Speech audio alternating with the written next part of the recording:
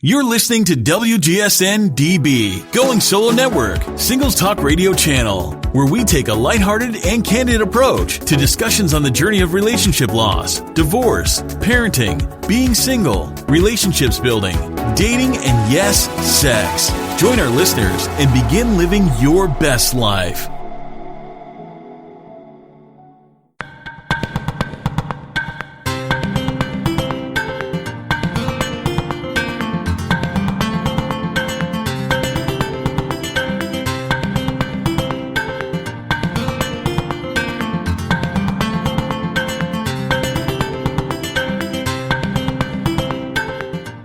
Hi, everybody, and welcome to the Bruce Starr Show.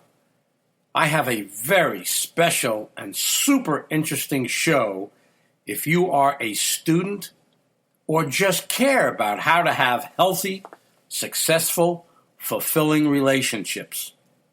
Back in the year 2000, 2001, 2002, I hosted a show seen across millions of households in the Los Angeles area on cable television called Starr Talk. On that show, I had Hollywood celebrities, comedians, authors, speakers, and anyone who I thought was interesting and somebody who I wanted to get to know, and especially somebody who I wanted to share with my audience. In 2002, I had on one of the great teachers and my personal mentor on relationships, Dr. Pat Allen. Many of you have heard of her.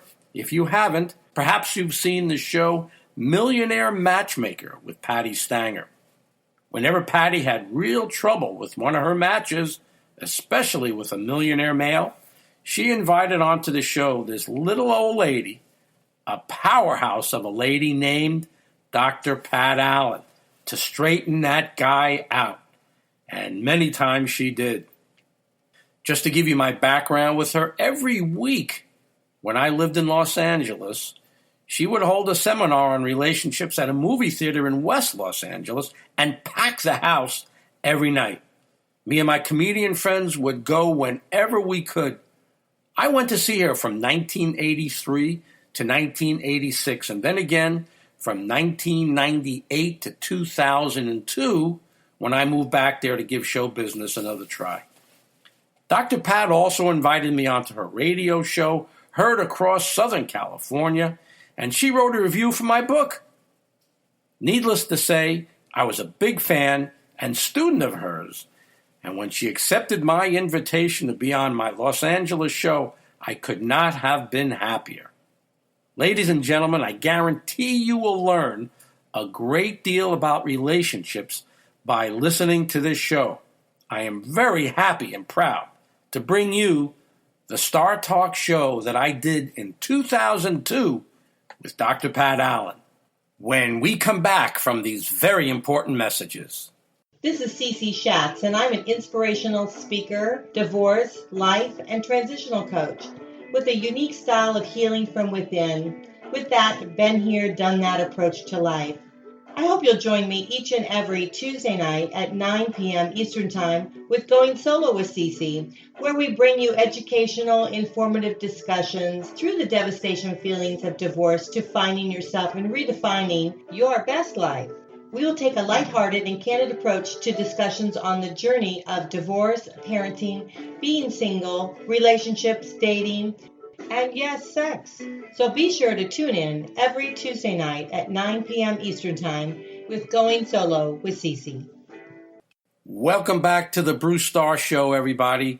I'm very happy to present to you the show I did with Dr. Pat Allen in 2002 over the Los Angeles cable television networks.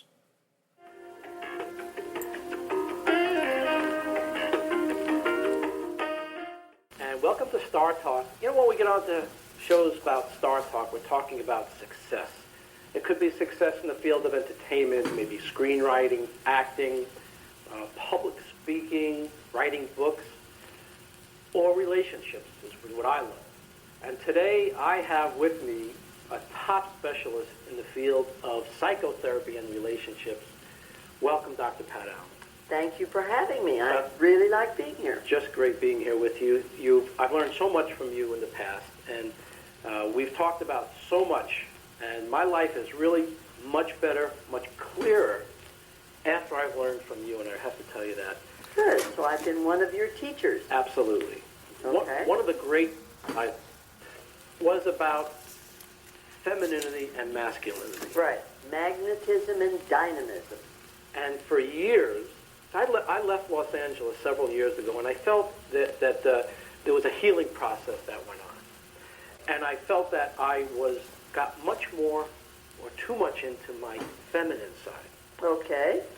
And when I came back to Los Angeles with my screenplays and my books and my desires to be in programming, started coming to your seminars right away. And one of the first things I learned from you is if you want to attract and achieve, you have to be in your masculine. Attract? No. No. Promote. If you want to promote. See, promoting is taking action. I want something, and I'm going to do what it takes to get it. If you're into attraction, you're into your feminine. And attraction is dependent upon the audience's decision about whether they want you. So we each can attract and promote, but each of us better decide which style suits you best. I personally am much more into attraction, because I don't want to make the effort. I have too much fun being a therapist. I have too much fun just letting people lead me wherever they go. Do you see? Yes. I'm not into promotion. I don't want to promote. Can you tell us a little bit about you? Tell us about your history and how you first got into this work. I had a complete collapse. See, I am truthfully an artist and a musician. I was Midwest, Iowa, Catholic, whatever, married at 19, 4 kids by 26, just started going to college when I got married, 1 class a semester, summer school, pregnant, non-pregnant. I was in college 27 years, and then my husband got an opportunity to come out to teach school in Anaheim, and I tracked him out here. So I changed schools and went to Cal State to get a master's degree in art, fine arts. I was teaching art at ghetto school in Santa Ana, and an art room in a ghetto school is a classroom with weapons. And I found I really liked the kids like me, and I liked them. Well, he left. He said, "You're going to leave me someday, so I'm going to leave you." So he left, and there I was. And I decided I started going to therapy. With your 4 kids.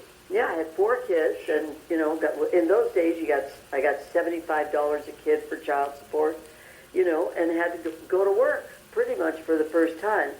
So when I came out here, but he left, and basically I had to rebuild, and I started going to therapy and started studying therapy at Cal State, and I had the marvelous opportunity to be with Marilyn Bates and David Kiersey, who did Please Understand Me, the Myers-Briggs.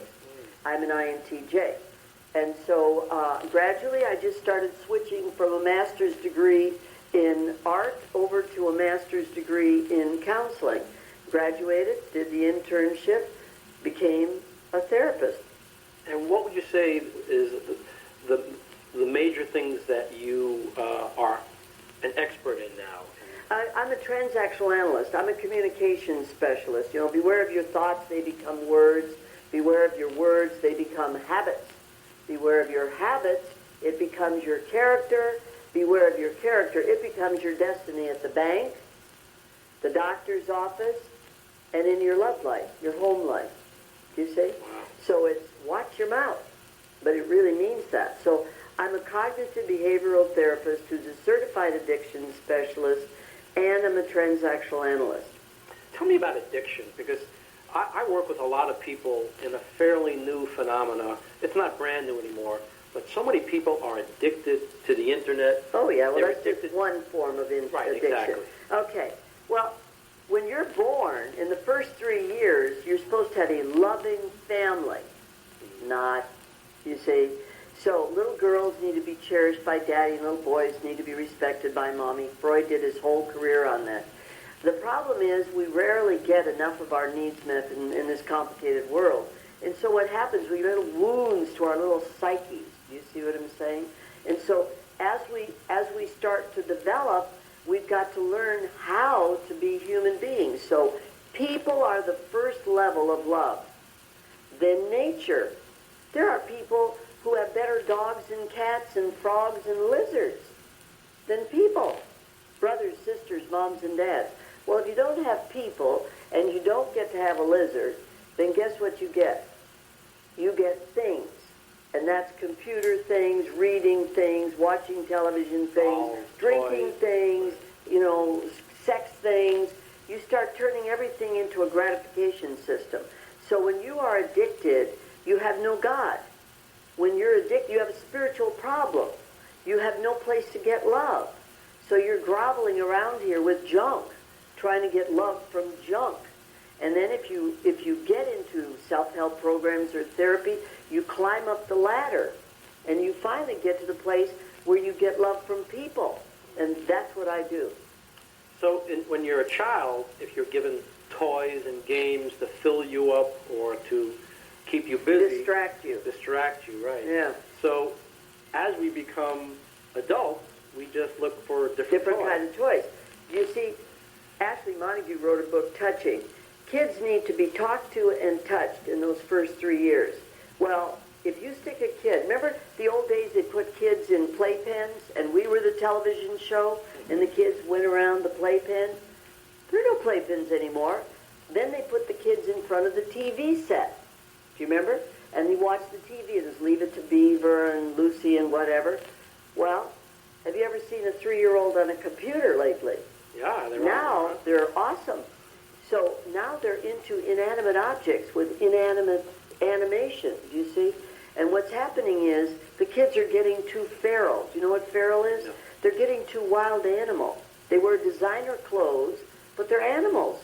They have no conscience. Freud said that you've got to have enough guilt to be neurotic. And if you're not neurotic, you don't fit society. So feral people are gangbangers. They kill you and they don't even break a sweat because they've not been talked to, they've not been touched, they do not have guilt, and they have no empathy. And that really is a definite problem in today's society. The last issue, last year, before the millennium, of the American Psychological Association was talking about how's business going to be.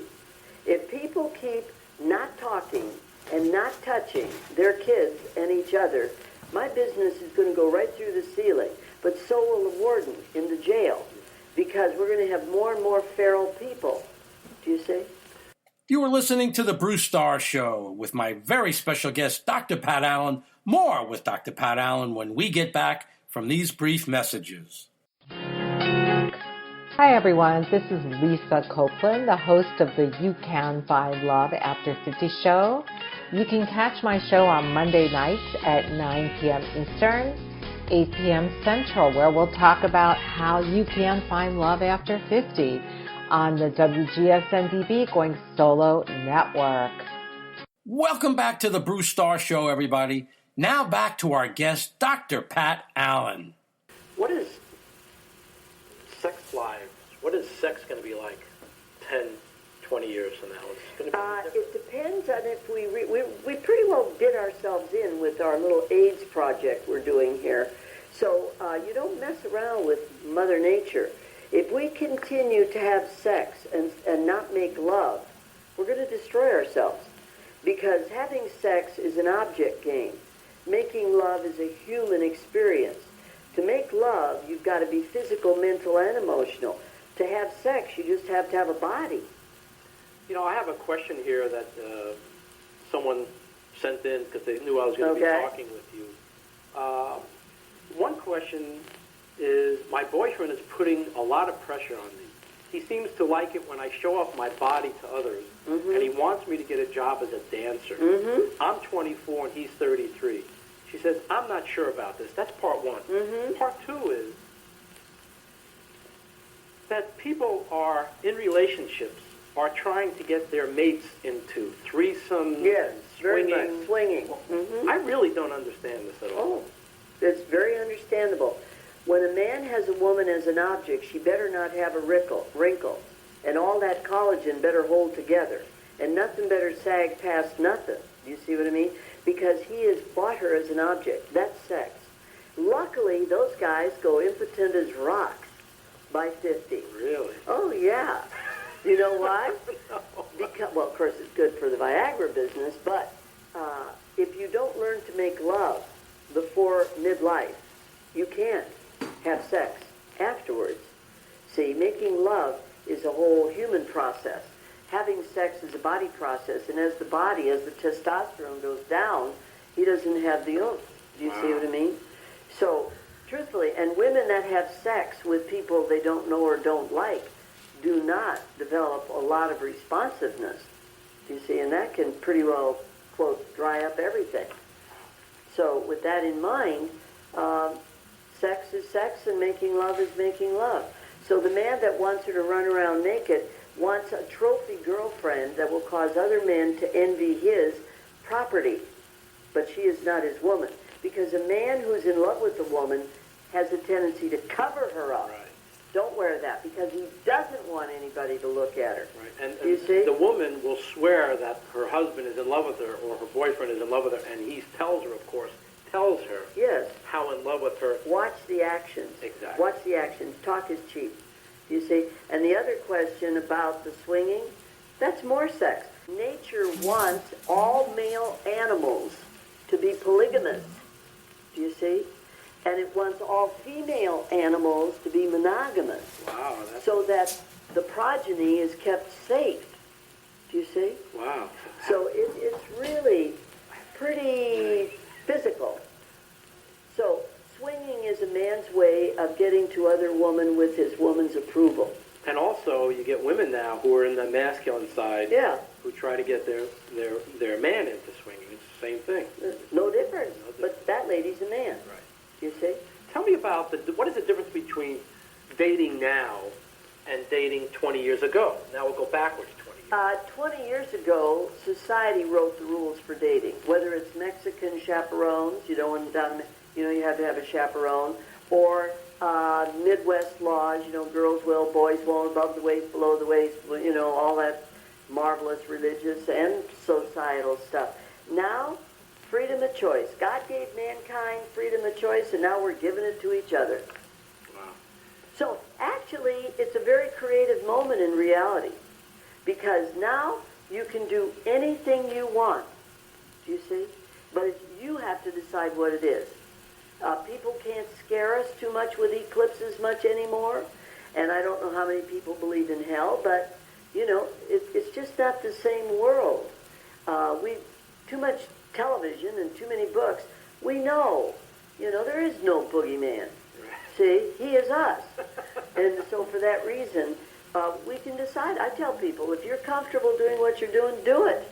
Just take it to the end of the line. Don't do anything you don't want to pay for. So if you have casual sex, I have a gal that I know, her boyfriend, she pretty much knew he had hepatitis C, but you know what she did? She didn't do anything. Now, she's got hepatitis C, and scarier, without marriage, they managed to create a little child. Now, that little child has got to be tested for hepatitis C at 1, which is just a few months away. So I watch a lot of these games. Where's our head? Sometimes I think they should take and inject Midwest in California because no common sense. No, Where's your head? It goes right out the window. Where it goes out the window is with using drugs and alcohol. See? To numb you. Yeah. As soon as a woman uses drugs or alcohol, and that includes sugar, because you can get pretty drunk on that too. As soon as you mind alter... Chocolate? Yeah, chocolate. As soon as you mind alter, when women mind alter, they tend to climb up into their head and think they're so smart they can do dumb things. Opposite for men. When men use, they tend to climb out of their logical head and get into their bingy, do whatever I feel like doing. How many times have you read, and he was a little drunk and he shot the so-and-so, or he raped the so-and-so? You see? And so what makes it easier for the woman after a couple of drinks to be able to sleep with a man? Because she dulls her natural sense of fear. Oh, okay. She dulls her fear. She just thinks it's a good idea, and he talks her into it. I see. You see? You know, if you don't mind, we'll have a member of our audience ask you a question in a second or two. I don't mind. Okay, good. But here's another question. I wonder what you think about women who have sex on the second or third date. Will this tend to keep a relationship fairly superficial? In general, will a guy think more or less of a woman he can have sex with so easily, or are men not so judgmental? Men are not that judgmental. Men really appreciate men with women's bodies. Let me just say that. Because a good couple of guys getting together with different bodies, body traders, you know what I mean? Thank you. Right. Yes. Those body traders have a great time for a little while. Yes.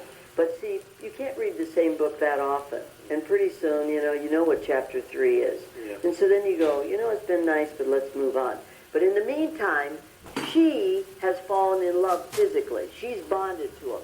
Now she gets to say, I feel used. And he goes, what part of your body was more used than what part of my body? Right. Young men have a tendency not to bond.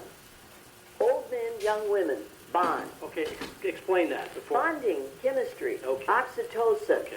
which is a chemistry that bonds mommies to babies. Yes. It also bonds young women to men and old men to young, hard-body women. So what happened? What would be the healthy way for things to progress as a younger person? As a young man, basically his goal is to get it, right? Right. Okay. Now, whoever he's with better be old, because he can make it with an older woman like you can't believe. Because an older woman is just like he is. That's two guys. Okay. Do you see? But a young woman with a young man is going to bond to him. Do you see? Right. And he's not necessarily going to bond to her. And an older man is going to hopefully not bond to Miss Gold Digger Hardbody, or she's going to run off with him, the money, and then he's going to end up dead. And I'll tell you why. Because older men are very, very, very sensitive. And when they find out they were stupidly seduced away from a good lifestyle, they very often die. You are listening to The Bruce Starr Show with my very special guest, Dr. Pat Allen. More with Dr. Pat Allen when we get back from these brief messages. Hey everybody, this is your girl Dr. MV, host of Singles Get Real. Catch the show every Thursday evening at 9 p.m. Eastern Standard Time, 8 p.m. Central Standard Time. If you missed the show, simply check out my podcast. Thanks for listening to WGSN-DB, Going Solo Network. Welcome back to the Bruce Starr Show, everybody. Now back to our guest, Dr. Pat Allen. Wow. You say? Yes. Well, I don't think I want to see that, but we have a question from the audience. Hi. Between young and old. That's right. So you've got multiple choice. So, well, at one level, and it also adds to confusion. I know that young for me is not exactly what I want because I know it won't last long. But on the other hand, old is not what I want either because I'm realizing that those women are indeed very playful and are set in their ways. Yes. Do you have some advice for someone who has been around, has been married a couple of 3 times, and knows what love is, also knows what sex is, enjoys them both, but wants them both? It's called Kiss a Lot of Frogettes. Thank you. It's a lot of, keep your stats up. Date 3 at a time, always 3, never 1. No less than 3 women at a time. That Use sounds like an internet, enjoyable. use ads, keep your exposure capabilities really high. Now, you call this duty dating. Is that Duty correct? dating. Could you explain that? Because also you have a movie coming. I got a movie coming out, right. There's a movie that's being marketed by Showcase International, Match.com, and myself that is based on my principles and on my work.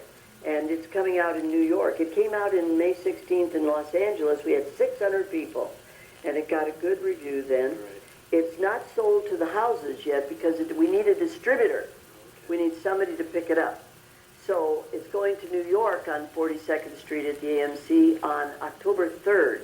And hopefully it's coming back to LA, and it's going out to 8 other cities. Great. But duty dating is the principle of dating people that you don't particularly think you're going to end up with. Do you see?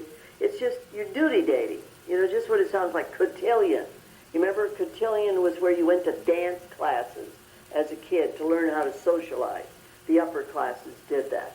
Well, duty dating is you don't have to be sure that this person is going to be your love object or your future wife or your husband. It's called, let's just go out and have a good time. If something happens, fine. If it doesn't, it doesn't.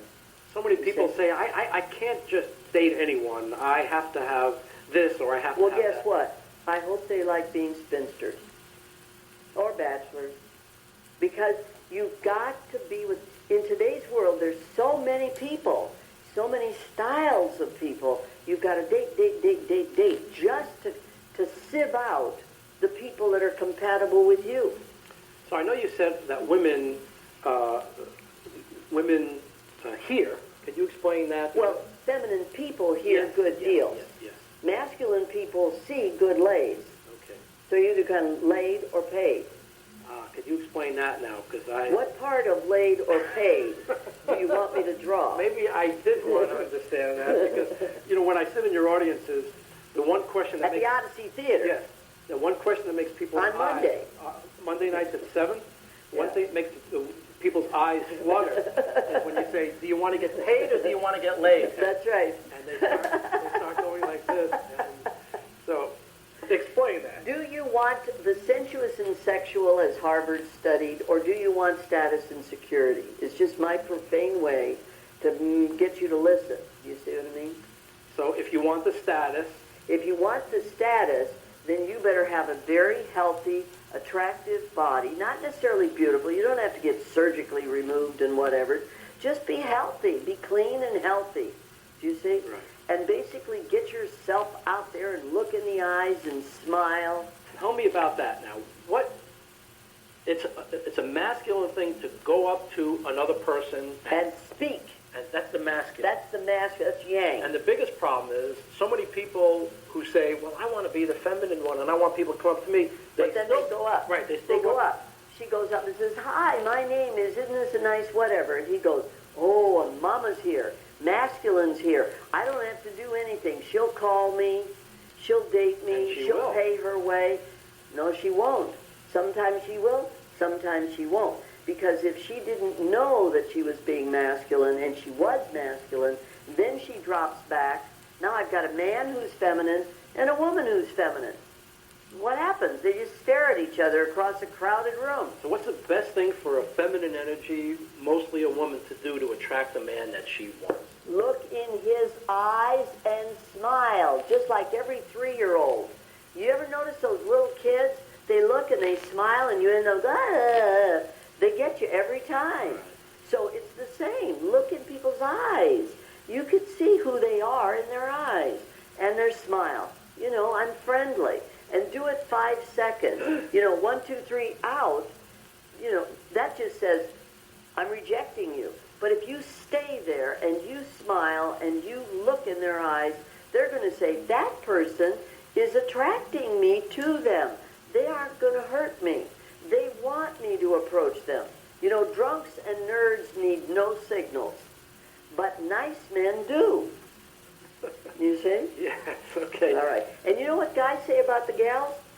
They look down. They go out in herds, 2 and 3 and 4. They go out in herds, and then they sit there like this. Yeah. And they say, look what's wrong with men today. They don't have the guts to come over. Why should they? You're not encouraging them. You're acting like you're either, just out of the convent or you're basically married. What are they going to do? So I always say that if you do make eye contact and smile, you make it a lot safer for someone to come over and say hello. You got it, absolutely. And then you've gotten them to do the masculine thing by coming right. over. And anybody, even if it's dumb, I usually tell guys, get your hand up. I promise. I promise. On my honor. On my honor. If I want to be respected. If I want to be respected. By a desirable woman. By a desirable woman. I will walk up. I will walk up. And say something. And say something. So help me God. Help me God. Thank you. All right. Okay. One of the scariest things that I'm seeing in the world today. Yes. Are the teenagers, the high schoolers. Mm-hmm. And all I hear about is if someone has a young, handsome kid at home, that the girls are falling like crazy. That's right. You know why? In a divorce. Now remember, marriage is down by 45%. The people that are married are trying to stay married, but there's a lot of single moms out there. When a family splits up, generally the daughters lose their daddies way too much, and the sons get too much mama. Do you see what happens? And so these daughters are man-hungry. They want to be around the feminine, sensitive side of a man. And they don't know that they're watching mom going to work every day. They're watching mom struggling to raise these kids. And dad bips in with his new teeny bopper girlfriend and bips right back out again. Do you see what I mean? Yeah. So the girls are seeing that women's lib, let's get out there and chase. I believe that they're setting themselves up for a more difficult... What they're setting themselves up for are either bad men. You know who's winning the girls today? Bad guys. Drug addicts, alcoholics, abusers. Do you know why? Because bad guys know how to get women under their thumb. Yes. You will do it my way, or I'll... You see what I mean? And they react. And the interesting thing is, even in that pathological way, the women feel more feminine. Oh, I'm a little woman. Do you see what I mean? Good guys are coming up last because good guys are courteous, good guys are deferential, and the women take the gentleness as weakness, discount them. They'd rather go with married guys or bad guys. Do you see? Because they're more men. They're not more masculine. They're just more powerful. But power is not potency. You've written 2 wonderful books. Yes. We have less than a minute left. Tell me a little bit about it. Getting to I Do, which is the way they titled it, Getting to I Do is about how to be, mostly it's written towards women, how to be a feminine woman, Leslie, how to be a masculine woman. Staying Married and Loving It, which they named, and I don't like, is about being in a relationship, how to communicate. You know, the title says, Staying Married and Loving It. How to get what you want from a man without asking. Get a man who gives it without asking. Great. Well, we thank you very much for being here with us, Dr. Pat. And that was my show with Dr. Pat Allen from way back in the year 2002. Well, thank you for being on my show with me, everybody. Thank you for listening in. My name is Bruce Starr, the relationship coach, the relationship builder. I look forward to hearing your questions in the future. Email me at luvcoach@aol.com.